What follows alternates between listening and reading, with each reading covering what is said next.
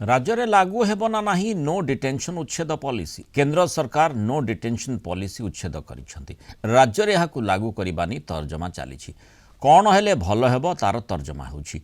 सबु school fail व्यवस्था रहिबो कि नाही से नहीं विचार विमर्श चलिथिबा कहिसेंती गणशिक्षा मंत्री। निकटरे शिक्षा अधिकार आईन को संशोधन करिसेंती केंद्र सरकार। पंचम और अष्टम श्रेणी रे छात्र छात्री परीक्षा अकृतकार्य हेले सेमाने फेल हेबे। 2 मास भितर पुनः परीक्षा देबाकू सुजोग मिलिबो। सेथिरे भी फेल हेले सेमाने परवर्ती श्रेणी को उत्तीर्ण हेबे नाही। किंतु अष्टम श्रेणी पर्यंत छात्र छात्री को स्कूल तरफरु बहिष्कृत करा जाई पारिबो नाही बोली कहा जायछि। देखंतु ये उपरे आमे भी आलोचना करूछु। केंद्ररू ये निर्देश आसीछि, निश्चय ताको आमे टिके समस्त तर्जमा करिवु। तर्जमा कला परे परवर्ती समय रे आमे आको कोन कले ठीक रहइबो सेही अनुसार आमे करे। 5-8 रे फेलटा रहिबो सर। हां 5-8 रे फेलटा रहिबो।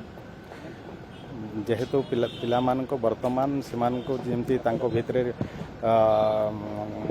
केमती शिक्षार विकास हो पारिबो, शिक्षार किछि परिवर्तन आनी पारिबो, संस्कार आनी पारिबो। सेति पई सरकार जते बेले ठीक निष्पत्ति नउचंते ताको सब जगह जेमती कार्यकारी हवा कथा सेटा कार्यकारी करा जाय। देखंतो बाकी सब विषय को आमे चिंता करूछु। ए विषय रे तर्जमा करूछु। परवर्ती डिपार्टमेंट आउरी ए विषय तर्जमा कला परे आमे ठीक भाव तार निष्पत्ति। देखंतु मु कहूची ए विषय रे आमे आउ टिके तर्जमा करूछु।